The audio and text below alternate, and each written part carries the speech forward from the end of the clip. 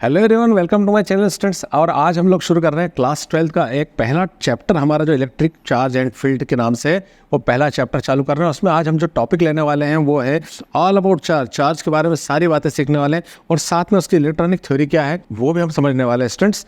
रही बात नोट्स की, तो मैंने लिंक डिस्क्रिप्शन में दी हुई है, आपको ऑलरेडी लॉन्च कर दिए हैं। उनकी लिंक डिस्क्रिप्शन में दी है, जाके आप डाउनलोड कर सकते हैं और उन्हें ले सकते हैं। चैनल को यदि सब्सक्राइब नहीं किया तो फटाफट सब्सक्राइब कर ले, क्योंकि मैं 12th का पूरा कोर्स आपके लिए यहाँ पर लेकर आने वाला हूँ विद नोट्स और सारे सेपरेट लेक्चर्स के साथ। स्टूडेंट्स, देखते हैं हमारा आज का लेक्चर शेड्यूल क्या है। आज का हमारा लेक्चर फर्स्ट, जिसमें हम पढ़ेंगे all about charges, electronic theory of origin of charge. Students, मैं फिर आपको बता दूं कि ये पूरी तरीके से बहुत ही बढ़िया तरीके से बना है नेट नोट से और बहुत ही बढ़िया तरीके से समझाया गया है, तो प्लीज़ इन्हें डाउनलोड करके पढ़ना शुरू करें। देखते हैं इलेक्ट्रिक चार्ज क्या है, इलेक्ट्रिक चार्ज किसे कहते हैं। देखिए, हम जानते हैं इलेक्ट्रिक करंट को हम इलेक्ट्रिसिटी कहते हैं, और इलेक्ट्रिसिटी जिन कंपोनेंट से बनती है वो मेनली इलेक्ट्रिसिटी जो होती है हमारे घर में आती है, उसको हम देखते हैं कि वो इलेक्ट्रॉन के फ्लो से बनती है। लेकिन क्या है, उन्हें एसी और डीसी के फॉर्म में देखा जाता है। लेकिन कुछ ऐसी इलेक्ट्रिसिटी होती है जो स्टैटिक इलेक्ट्रिसिटी होती है, जैसे बिजली का गिरना। तो ये जो चीज़ें हैं, यहाँ पर क्या होता है कि इनके कंपोनेंट्स दूसरे होते हैं, वो होते हैं चार्ज। तो चार्ज क्या है? चार्ज वो एक प्रॉपर्टी किसी पार्टिकल की, एक पार्टिकल में प्रॉपर्टी होती है जिसके कारण वो दूसरे पार्टिकल को अपनी ओर अट्रैक्ट कर लेता है। सो यहाँ पर देखिए, electronic charge is a property of some elementary particles that cause them to exert forces on the another. किसी दूसरे पार्ट पर या किसी दूसरे पार्टिकल पर फोर्स एक्सर्ट करे, ऐसी प्रॉपर्टी यदि किसी पार्टिकल में आ जाती है तो वो प्रॉपर्टी क्या कहलाती है? चार्ज। तो चार्ज वो प्रॉपर्टी है, वो किसी पार्टिकल में आने पर वो दूसरे पार्टिकल पर फोर्स एक्सर्ट कर सकता है। Electronic charge is denoted by C. Charge को हम सी से रिप्रेजेंट करते हैं and it is scalar quantity. और ये कैसी है? स्केलर क्वांटिटी, वेक्टर क्वांटिटी नहीं है। इट्स ऐसा यूनिट इज कूलम। ये ध्यान दें, क्योंकि न्यूमेरिकल्स में भी हमको ध्यान देना पड़ेगा कि चार्ज के लिए हम कूलम की यूनिट को यूज़ करेंगे। In dimensional formula is m0l0ta। Students, Benjamin Franklin जो नाम के वैज्ञानिक थे, gave the concept of positive charge and negative charge. अब चार्ज की बात की हमने कि चार्ज क्या प्रॉपर्टी होती है। चार्ज किसकी प्रॉपर्टी होती है? किसी पार्टिकल की प्रॉपर्टी है। उस प्रॉपर्टी के थ्रू क्या करता है? दूसरे पार्टिकल पर फोर्स एक्सर्ट करता है, वो अट्रैक्शन करता है, रिपल्शन करता है। स्टूडेंट्स, जैसा आपने बचपन में बात देखी होगी कि कई बार हमें बहुत छोटे थे तब हमें कोई बता देता था कि बालों में कंघा चलाकर कागज़ के छोटे छोटे टुकड़ों के पास लाने पे वो उसे खींच लेता था। वो बेसिकली वही चार्ज ही है। वही हम यहाँ पढ़ने वाले हैं कि वो किस तरीके से। तो Benjamin Franklin was the first person, उन्होंने पहले व्यक्ति थे जिन्होंने बताया कि चार्ज दो प्रकार के होते हैं, positive charge and negative charge. अब देखिए, पॉजिटिव चार्ज क्या चीज़ होती है? पॉजिटिव चार्ज, देखिए मैं आपको बता दूं कि चार्ज यूँ तो दिखाई देते नहीं है, हम देख नहीं सकते कि अरे हाँ ये पॉजिटिव चार्ज है और ये नेगेटिव चार्ज है। तो पॉजिटिव चार्ज क्या चीज़ है? हम एक ग्लास की प्लेट को लें, कांच की प्लेट ले ली हमने, और एक सिल्क का कपड़ा लिया जाए और हम उस पर रब करें, कांच पर हम सिल्क के कपड़े को रब करेंगे तो कांच की सरफेस पे जो चार्ज प्रोड्यूस होगा वो होगा पॉजिटिव चार्ज। अब यहाँ आपको समझ में आया होगा कि सर ये कैसे कंफर्म हुआ। ये बाद में इनको प्रैक्टिकली प्रूव किया गया है। तो हमें इतना ध्यान दे देना है कि ग्लास प्लेट को लेना है और उसे सिल्क के क्लॉथ से रब करना है। रब करने में हम वर्क करेंगे, वर्क से एनर्जी प्रोड्यूस होती है, वही चार्ज के फॉर्म में प्रोड्यूस होती है ग्लास की सरफेस पे, और वो होती है positive charge. So when glass rod is rubbed by silk cloth, the rod leaves negative charge and charge produces its surface called positive charge.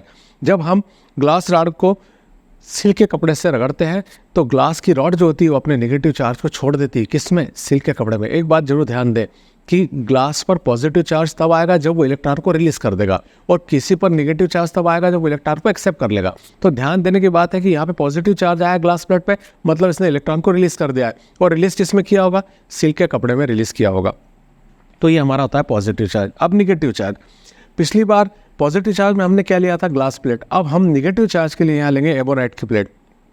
Ebonite plastic जैसा एक मटेरियल होता है, आपने जनरली देखा होगा, जैसे घर में किचन में फ्राई पैन्स या कुकर्स होते हैं, उसके हैंडल पर ब्लैक कवरिंग होती है जो प्लास्टिक टाइप मटेरियल की, वो एबोनाइट होती है।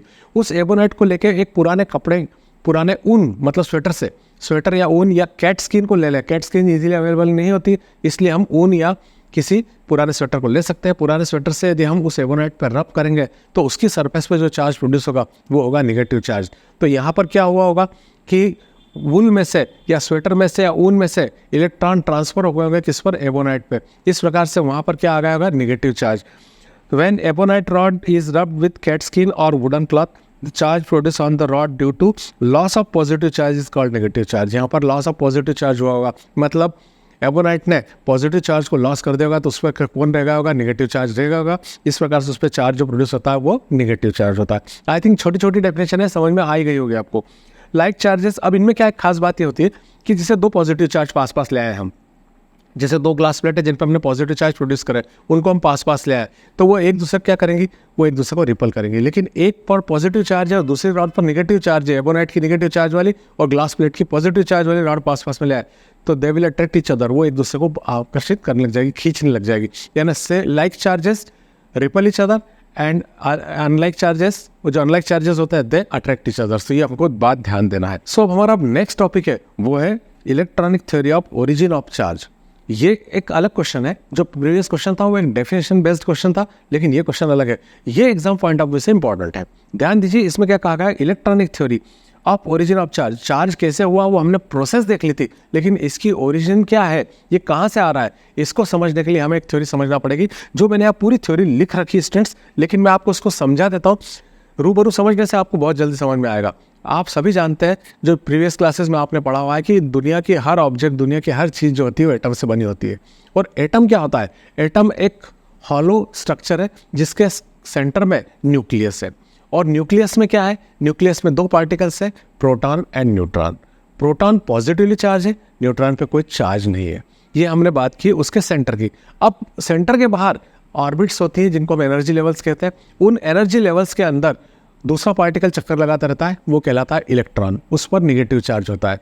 अब किसी एटम के न्यूक्लियस में जितने पॉजिटिव चार्ज होंगे उतने आउटसाइड इलेक्ट्रॉन उसमें प्रेजेंट होंगे। मतलब पॉजिटिव चार्ज के नंबर्स इलेक्ट्रॉन चार्ज के नंबर के इक्वल होता है। इसलिए पॉजिटिव नेगेटिव इक्वल होने के कारण वो एक दूसरे को डिस्ट्रॉय कर देते हैं और हमारा जो एटम होता है वो न्यूट्रल बना रहता है। ये थ्योरी आपको मालूम है, समझ में आई मैंने क्या बात बताई। जितने पॉजिटिव चार्ज न्यूक्लियस में प्रेजेंट है उतने इलेक्ट्रॉन आउटसाइड प्रेजेंट होंगे। इस प्रकार से दोनों में क्या होगा, प्लस और माइनस के नंबर इक्वल होने के कारण एटम हमारा न्यूट्रल बना रहेगा। अब बात यहाँ करते हैं कि ग्लास की प्लेट के एटम की बात करते हैं। ग्लास की प्लेट के एटम पर जब हमने सिल्क कपड़े को रगड़ दिया, सिल्क कपड़े को रगड़ दिया तो रगड़ देने से हमने वर्क किया, वर्क करने से एनर्जी प्रोड्यूस होती है। अब वर्क किया तो उस वर्क ने क्या किया पता है, जो ग्लास की प्लेट के इलेक्ट्रॉन थे उनको अपने में खींच लिया। खींच लेने से अंदर क्या हुआ होगा, उसके सारे एटम्स के अंदर, न्यूक्लियस के अंदर जो प्रोटॉन्स है वो तो सेफ है, लेकिन इलेक्ट्रॉन बाहर निकाल लिए गए। अब क्या हुआ, इलेक्ट्रॉन्स के नंबर्स डिक्रीज हो गए और प्रोटॉन्स 8 डिजिटीज रहे, तो नंबर्स ऑफ प्रोटॉन्स बढ़ गया। प्रोटॉन्स बढ़ गए यानी इस पर कौन सा चार्ज आ गया, पॉजिटिव चार्ज आ गया। सो स्टूडेंट्स, इस बात को हमें ध्यान देना है कि पॉजिटिव चार्ज किस प्रकार से आया। अपोजिटली हम यदि सोचे कि एबोनाइट पर वुल से रगड़ा हमने, तो अब एबोनाइट पर वुल से रगड़ने से वुल में प्रेजेंस नेगेटिव चार्ज जो होता है वो कहाँ चला गया, प्लेट पर चला गया। इससे वहाँ पर माइनस पार्टिकल्स के नंबर्स बढ़ गए और प्रोटॉन्स एज इट इज़ रहे, तो माइनस पार्टिकल बढ़ने से उस पर चार्ज क्या आ गया, माइनस चार्ज आ गया। यही थ्योरी क्या कहलाती है, electronic theory of origin of charge. अब हम इसको सिस्टमेटिक पढ़ते हुए इसको समझेंगे। मैंने आपको इसका बेसिक कंसेप्ट पूरी तरह से क्लियर कर दिया है। We know every matter contains atom, हम जानते हैं हर ऑब्जेक्ट में एटम होता है। In structure of atom the whole mass is situated at the centre of atom, it is called nucleus. और इस एटम का सारा मास जो होता है वो उसके सेंटर पे प्रेजेंट होता है, उसे हम न्यूक्लियस कहते हैं। Nucleus contains two types of particles, protons and neutrons. Protons is positively charge and neutron has no charge.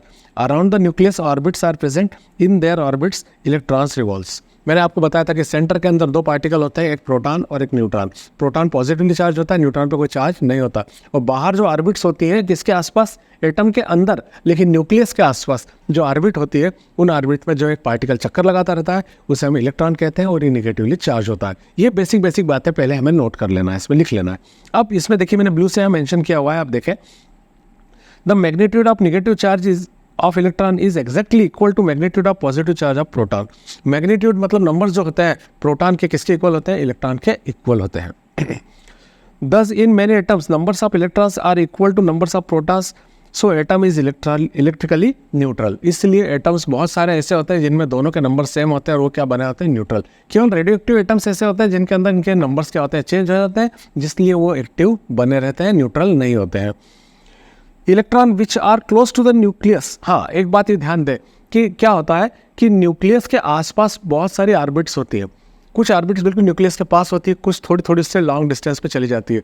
तो जो बिल्कुल पास होती हैं उनमें जो इलेक्ट्रॉन प्रेजेंट होता है वो बिल्कुल न्यूक्लियस के पास होता है, उस पर अट्रैक्शन फोर्स बहुत ज़्यादा होता है, इसलिए उससे बाउंड इलेक्ट्रॉन कहते हैं, क्योंकि वो बंधे हुए हैं तो उन्हें हम बाउंड इलेक्ट्रॉन कहते हैं। लेकिन जैसे जैसे ऑर्बिट काफ़ी दूर चली जाती है न्यूक्लियस से, तो वहाँ जो इलेक्ट्रॉन प्रेजेंट होता है वो काफ़ी डिस्टेंस पे होता है न्यूक्लियस से, तो उस पर मतलब जो अट्रैक्शन फोर्स होता है वो कंपैरेटिवली थोड़ा सा कम होता है, तो उसे हम क्या कहते हैं, फ्री इलेक्ट्रॉन कहते हैं, क्योंकि वो इधर उधर मूव होने के लिए फ्री होता है। ये बात ध्यान रखिएगा। तो यहाँ वो बात ये लिखी हुई है, electron which are close to the nucleus are called bound electron. As distance between nucleus and orbit increases, the force between electrons and nucleus decreases, so last orbit electrons are bound with weak force, so the electrons are called free electrons। तो bound electron कौन, nucleus के जो बिल्कुल पास में है। Free electron कौन, जो nucleus से काफ़ी दूरी पे है, एटम के लास्ट स्टेज पे, लास्ट ऑर्बिट्स के आसपास है, उन्हें हम क्या कहेंगे, फ्री इलेक्ट्रॉन्स कहेंगे।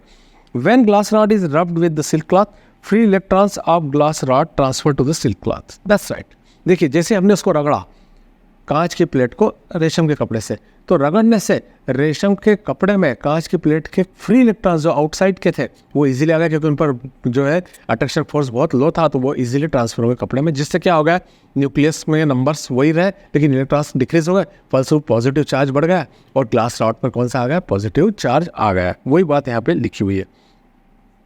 When the ebonite rod is rubbed with woolen cloth, rod gains electron from the cloth and becomes negative। अब वो क्या होता है, जैसे हम वुल क्लॉथ से रगड़ते हैं तो वुल क्लॉथ के अंदर निगेटिव जो चार्ज होता है वो ट्रांसफर हो जाता है एबोनाइट रॉड में और वो बन जाती है निगेटिव। इस प्रकार से ये पूरी थ्योरी हम यदि लिख लें, बात ये है कि कौन से पॉइंट सीक्वेंस वाइज कैसे लिखना है, ये बड़ी इंपॉर्टेंट बात है। आप यदि सीक्वेंस चेंज करते हैं तो थोड़ा सा एक अच्छा इम्पैक्ट नहीं आ पाता है इसमें। तो मैंने जो सीक्वेंस रखा है, मैंने कहीं यहाँ पे मैंने आपसे जैसे पहले ही कहा कि मैंने डिफरेंट कलर्स यूज़ किए हैं ताकि आपको बातें समझ में आ सके, कौन सी बात किसके बाद इंपॉर्टेंटली लिखना है। समझ में तो पूरी थ्योरी आ गई होगी, इसको पूरी तरह से लिख लेना है, प्रैक्टिस कर लेना है। तो प्रैक्टिस कर लेने के बाद ये आपको इजीली समझ में आ जाएगा। तो पढ़ते रहिए, मिलते हैं नेक्स्ट वीडियो में। Till the stay blessed and good bye.